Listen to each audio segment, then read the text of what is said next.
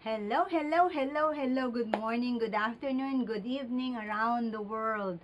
So, maraming salamat po sa mga nanood sa akin ng last video ko. At sana naman ngayon din po ay nagustuhan ninyo. Welcome sa mga bago natin. Maraming salamat po sa pag-subscribe sa aking channel.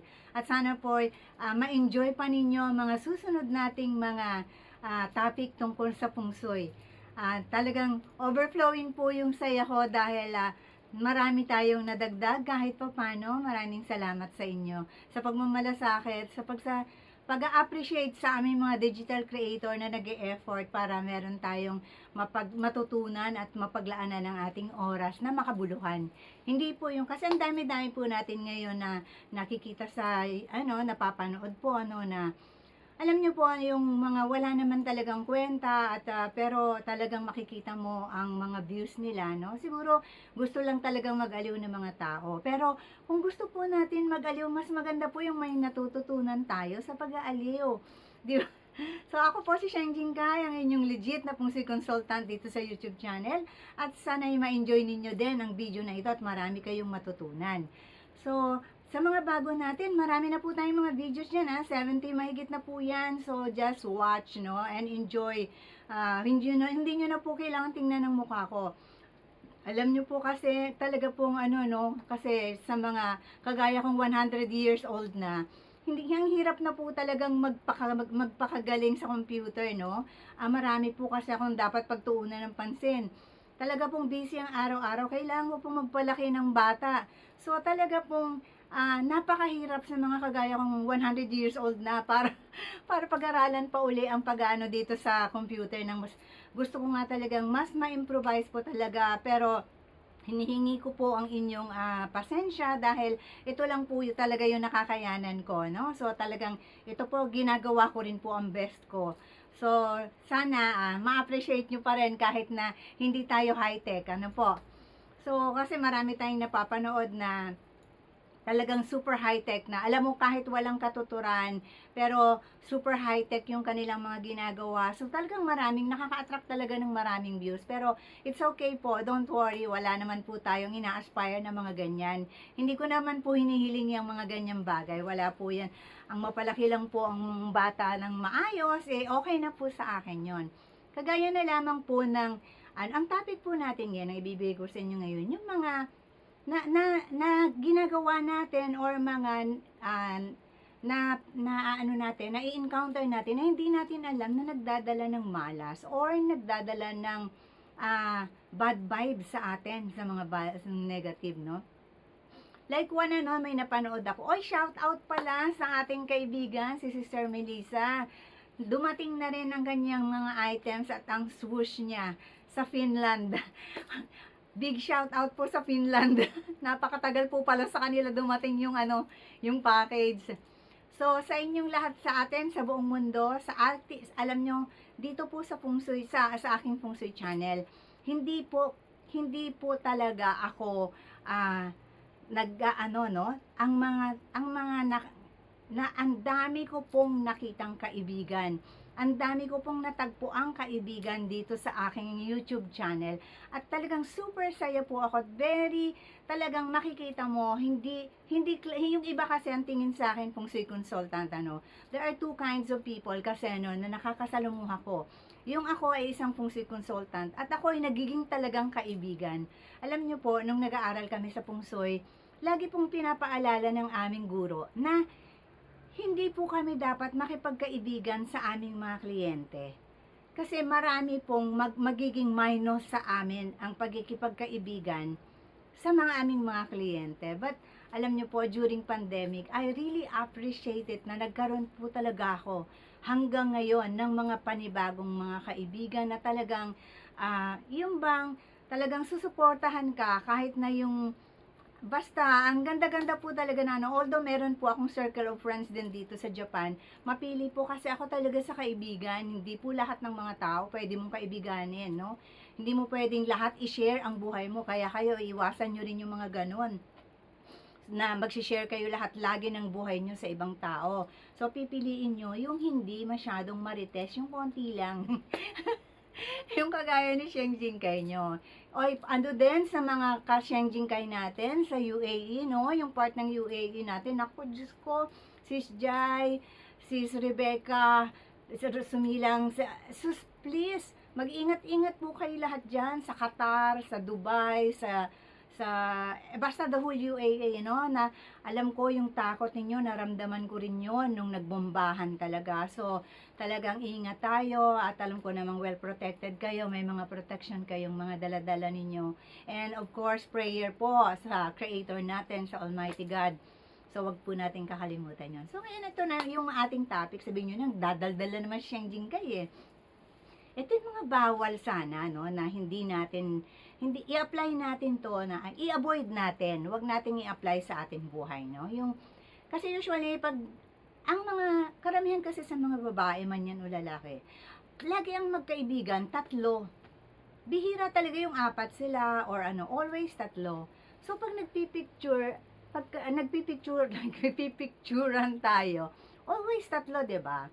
So, pagka gano'n na magpipicture kayo, be sure na merong stranger na nahahalo sa inyong picture, no? Kasi hindi talaga maganda yun, yung tatlo kayo nagpapapicture. Kahit na kaibigan man yan o pamilya, hindi masyadong maganda yung tatlong nagpapapicture. Dapat may stranger na nakikita o kahit pusa yan, kahit ano, basta may buhay na maisasali ninyo doon sa inyong picture. Wag picture lang ng picture, ano? So, yun, ano?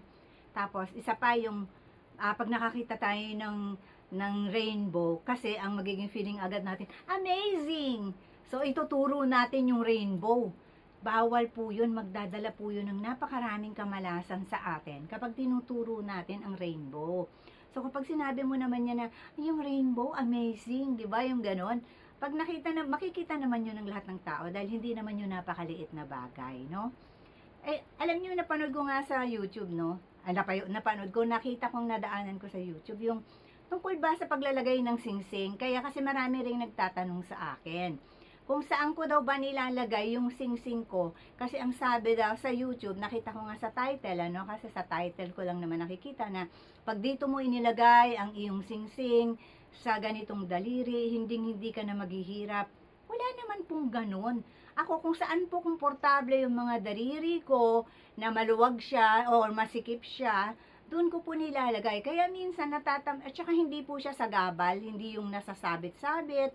Kaya yung mga nagtatanong sa akin about putting the right ring in the finger. Of course, maililipat nyo ba ang inyong engagement ring at inyong wedding ring? Of course na. Talagang nandyan lang yan. Nasa pwesto niya lang yan sa second finger natin. Hindi mo yan maaalis dyan. So, walang ganong ano. Kung saan kayo convenient ano. Kasi ito, hindi ko natutunan sa pungso yan. Yung dapat dito yung singsing mo sa ganitong finger mo. Naisabi ko sa inyo noon, ang haba ng ating mga daliri, ng ating mga fingers, no? So, yung ganon, nakita ko, wag po kayo mag-worry kung saan kayo convenient, kung saan nyo inilalagay ang inyong singsing. Wala pong pakialam yun. Kasi kung ilalagay ko yung singsing na ang size 6 sa inyo, no? Size 12 kasi sa amin, sa kalingkingan, edi ang luwang-luwang po sa akin. O kahit dito sa wedding, sa ring finger natin, hindi rin kasya sa akin. So, ang lahat talaga, tinatambay ko sa gitna or kaya dito, kasi dyan lang sila magkakasya. At wag na wag kayo dito sa thumb, ha. Malas po ang paglalagay ng singsing dito sa thumb. So please, avoid putting your ring in the thumb finger, no? Hindi po ito nilalagyan ng singsing. Okay? So, yun po, isa po yun sa mga magdadala sa atin ng hindi maganda, no? Tapos, yung mga pagsusuot ng complete set ng wedding gown, no? Kung magsusukat kayo, wag yung i-complete set ninyo. Wag nyo i-complete set yung mga ikakasal dyan kasi ng bagay, lumagpas na kasi yung June. Dapat nung June ko to inano eh. Kaya lang ngayon, hindi na uso yung ano. Alam nyo kasi, ang pinakaswerte na wedding date is yung first Wednesday ng June. So, sa may mga ikakasal na mga anak dyan next year or nagpaplano magpakasal, huwag po kayong Sunday magpakasal. Wednesday po kayo magpakasal. Because that is lucky, no? First Wednesday of June. yun ang magagandang mga araw, no? Kung hindi talaga kaya ng first Wednesday, second Wednesday, or basta Wednesday ninyo gawin yung inyong wedding, no? In June. So, yun, maswerte yun. Magdadala ng swerte sa inyo yun, ano? Tapos, ito yung, ano pa yung, huwag kayo magre-regalo ng umbrella. Malas yun, ha? Malas yun doon sa inyong pagbibigyan. So, wag nyong, kung niregaluhan kayo ng umbrella, wag nyong tatanggapin. Kasi, or kung tatanggapin ninyo, magbigay ng bayad doon sa nagbigay para malaman niya na hindi maganda na nireregaluhan ng umbrella, no? Malas. So, yan, isa pa yan na magdadala sa atin ng Kapag ikaw naman ay pumipirma o nagsusulat, no, ng isang importanteng sulat at puli, at red ink, pulang tinta, red ink ang inyong ginamit, malas din po ito. Hindi ito maganda, no? Sa nagsusulat at doon sa sinusulatan. Hindi po magandang gumamit ng red ink. Yan. Tapos, ano pa bang mga natin? Alam nyo actually, ito malaking issue to, no? Kasi, yung left hand eater, kasi left hand people, no? May left-handed people kasi. So, ngayon ito talaga, pagkakain daw, it's supposed to be in the right, no? So, wala naman tayong magagawa kasi mga inborn naman ito, no? Yung mga left-handed people. So, kasi nga sinasabi nila yung left-handed. My brother was also left-handed when he was still alive. And he died early, no? Because sabi nila talaga yan, ang mga left-handed people is mas maaga silang namamayapa kesa dun sa mga right-handed people. So, ang mother ko noon, ini-spank niya yung kamay ng kuya ko pag ginagamit yung left hand na na kamay, So, i-avoid natin, pwede naman sigurong natitrain naman siguro yan or something, no? And then, kapag nagbibigay kayo ng regalo, yung kaliwang kamay ninyo ang ipinambibigay nyo, malas din po yun, no? Dapat, ang ipinambibigay nyo, both hands, o kaya right hand, no? Kung hindi kaya ng dalawang kamay nyo, kung maliit lang naman ang regalo nyo, pwedeng isang kamay na dapat right yan. Hindi dapat left hand kapag nagbibigay ng regalo. It's not good, no? And then, bawal. Ito to, although marami talaga sa atin, mga parties, nag-uuwi ng pagkain, nagbabalot, kaya nga nauso yung balutin mo ako ni Sharon Gobeta, na yung kanta na yun, dahil may mga supot na nadala, Filipino style natin talaga yan. Alam mo, ang lahat ng Pilipino sa man panig ng mundo, no? May mga talagang kaugalian na ganyan na nag-uuwi. But never do it sa lamay. Bawal pong mag-uwi ng pagkain sa lamay. Bawal mag-uwi ng bulaklak na galing sa patay. Bawal po ang mga bagay na ito, no? So, lahat ito dapat ay yung sa bahay ng naglalamay, lahat ito ay dapat maubos. Kung hindi man maubos, i-dispose po ito. Hindi ito pwedeng iuwi ng kapitbahay or no? So, yan, tandaan po natin yan. Hindi lahat ng okasyon ay pwede kayong mag-uwi. Hindi pwedeng lahat ng okasyon magbabalot kayo, no? So, yun ang mga pa natin. Bawal din, alam na natin to. Marami sa atin ito yung sukob. Bawal ang magkasabay ang kasal, no? Kahit na kayo ay mag-best friend. Hindi lang po sa family ito nangyayari. Hindi rin po ito maganda sa mag-best friend. Kasi ang mag-best friend ay halos magkapatid na po yan. Soulmate po yan. Kaya po yan naging mag-best friend kasi soulmate din po yan. Meron silang koneksyon, meron silang ugnayan noon pa mang past life nila. So, kapag ka nagpakasal kayo ng sukob, pamilya man o best friend, magkagawan kayo ng swerte, no? So, nagkakaroon pa kayo ng gap ng taong kasabay mong ikinasal. Ano pa ba? Bawal yung sa marami kasi nagtatanong, sana pala sineperate ko to, pero next time gagawa ko ng video nito, no? Yung about sa mga lamay. Bawal po ang magwalis, bawal ang mga salamin na walang takip. Yang mga yan, yan ang mga dapat nyong bawal ang manahi, bawal ang mga magtuhog na mga bulaklak, ang isang kapamilya, bawal po yung mga ganon, no? So, talagang sana mapanood ninyo ito lahat dahil marami tayong mga bawal sa mundo na hindi natin talaga alam lahat, no? So, ayan ang ating ano natin. Bawal po nating gawing katawa-tawa ang mga symbolic figure kahit ano pa man ang relihiyon, ano?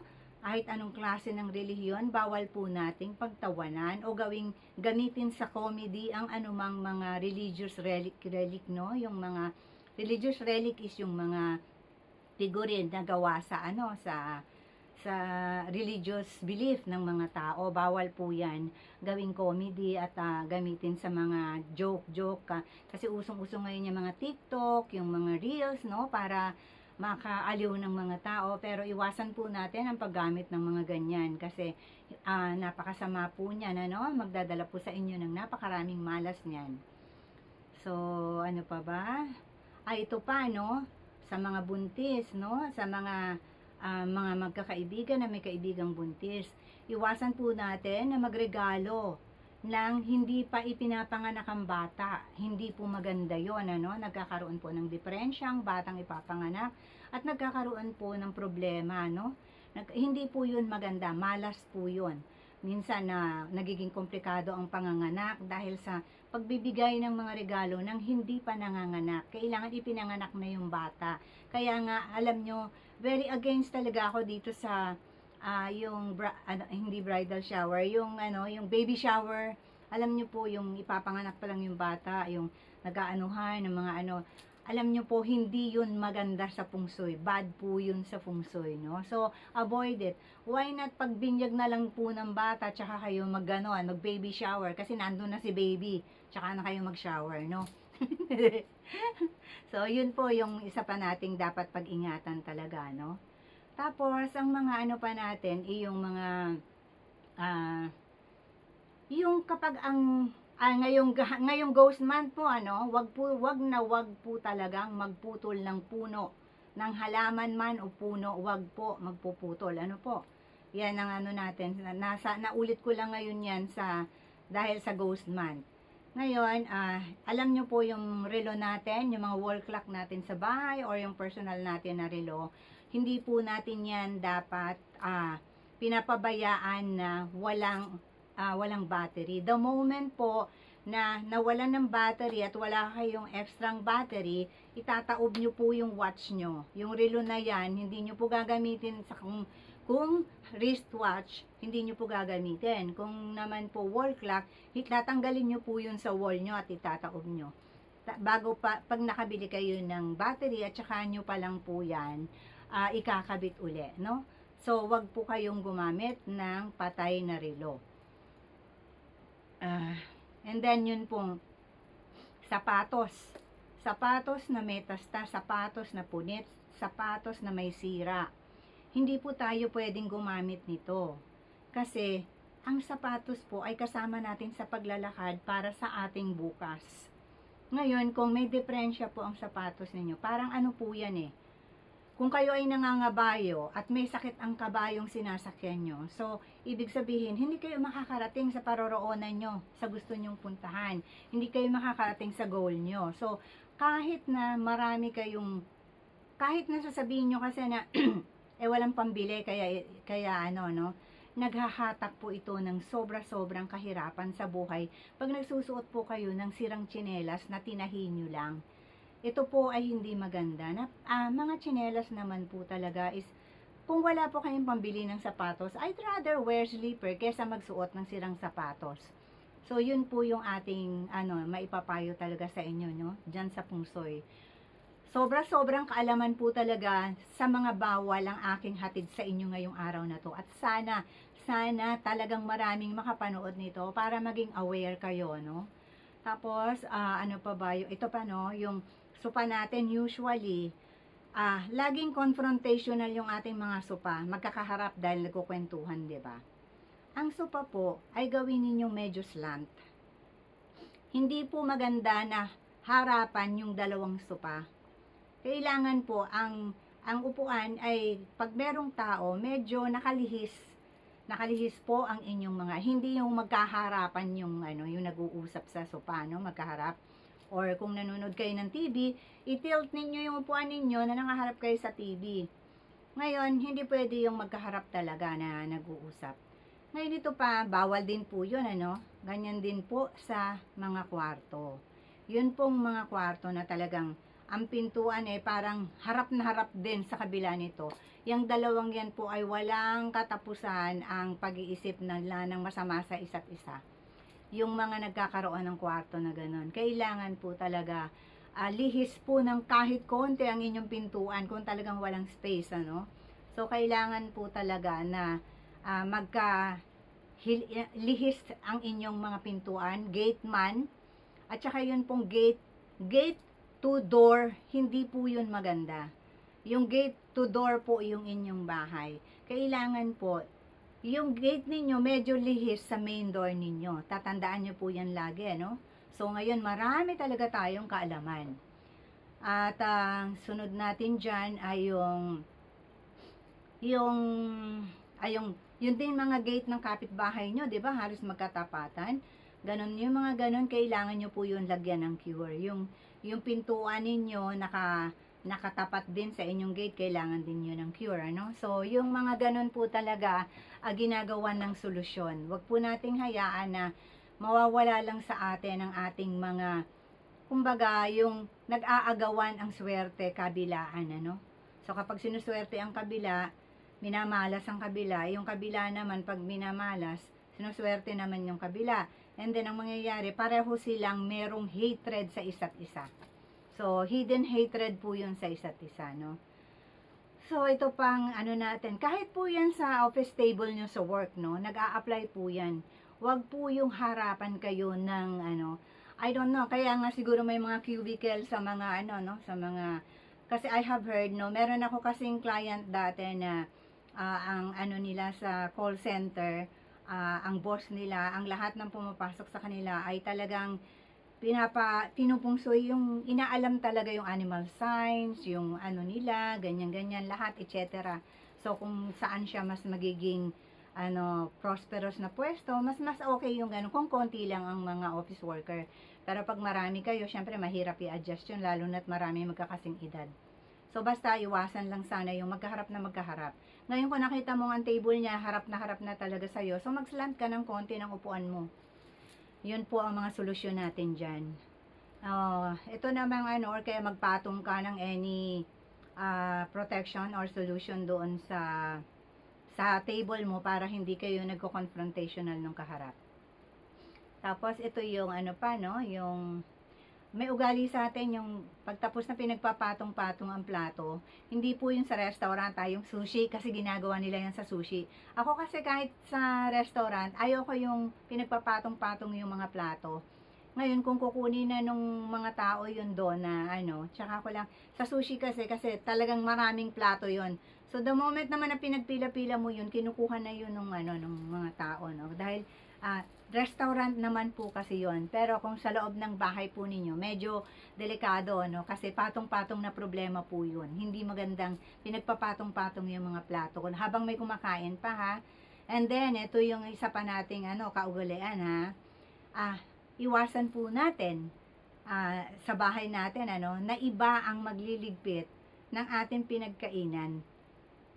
Alam nyo po yun, after, excuse me, after po ng kumain tayo, pwera po sa kasambahay, meron po kasi tayo na iba yung hinahayaan nating magligpit.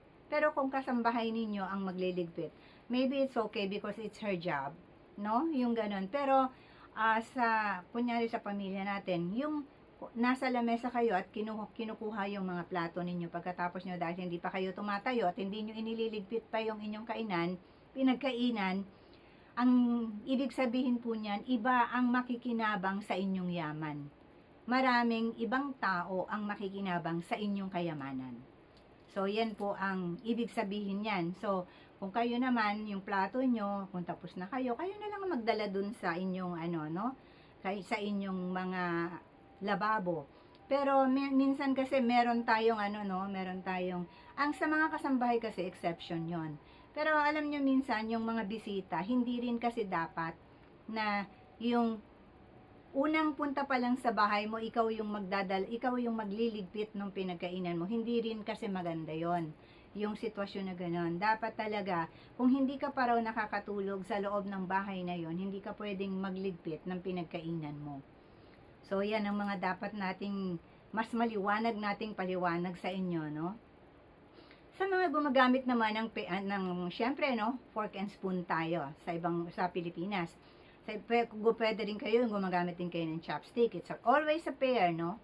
Ngayon, kapag ka nalaglag, sa loob ng bahay nyo man o sa labas sa restaurant, nalaglag nyo ang pares ng inyo, kutsara man yan o tinidor, huwag kayong humingi ng isang tinidor lang. Hihingi kayo ng isang pares ulit. Ganon din sa inyong bahay. Kung nalaglag mo yung kubyertos mo na isa lang, kumuha ka na ng magkapares ulit at ilagay mo na yung nalaglag at saka yung kapartner niya sa lababo. You need a new pair. Ang hirap kasi sa Tagalog, no? You need a new pair of utensils. And ganun din sa chopstick. Huwag kayong hihingi ng isang pirasong chopstick lang. Kailangan pag may nalaglag kayong chopstick, palitan nyo na yung chopstick na yon. At yun na, ito naman po ay tungkol sa relasyon, no? Kaya kailangan talaga always new pair kapag kukuha kayo. So, ano pa ba?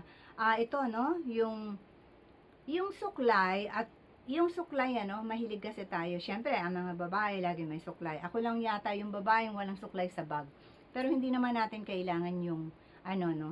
Kasi alam nyo ngayon, yung clams lang pwede nyo nang gawing suklay Ngayon, ang ano naman natin dyan, ang issue naman natin sa suklay is, huwag natin itong ipapatong sa lamesa at sa kama. Kasi, ang suklay ay parang isang walis. Ang kanyang significance ay parang isang walis. So, winawalis nito ang grasya sa lamesa at ganun din sa kama natin. So, i-avoid natin talaga na magpatong ng suklay sa lamesa at sa ating kama. Yun kasi, no? Alam nyo, mas marami kasi, alam nyo ngayon, napakarami nating kaalaman na natutunan. Marami kasi sa atin ngayon sa ano, no? Yung, pag narinig naman natin at it is too good to be true, no? May mga, kasi maraming ang magagaling na mag-video, maraming magagaling na, digital creator ngayon. So, minsan, no, lagi kong ina-advise talaga sa mga ka-Shenjinkai natin, use your common sense, no?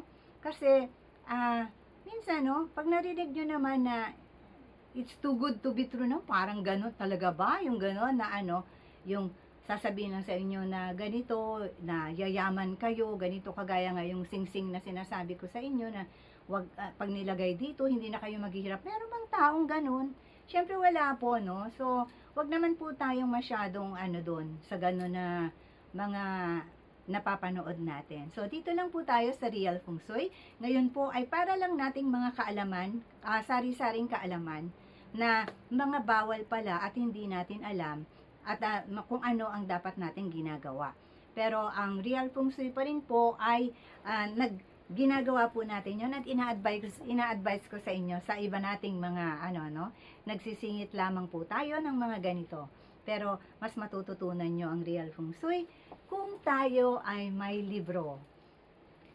Maraming salamat po ulit sa inyong oras at sobrang alam ko na very precious ang mga gigabytes nyo, ang inyong mga wifi, mahina, no? So, maraming salamat sa pagbibigay ng atensyon at oras para sa akin. I love you all.